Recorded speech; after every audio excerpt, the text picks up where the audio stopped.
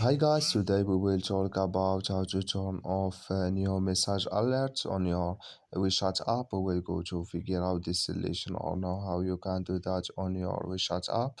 All you have to do, you just go down here, you click here on me, then it's going to take you to next window here like you say. Then you just click here on settings, then it's going to take you to settings window here like you say.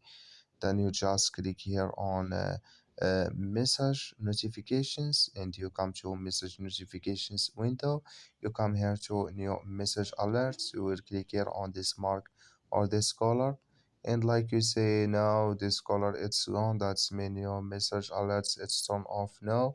So that's all you have to do to turn off this mark here. You just follow this ways and it's going to work with you.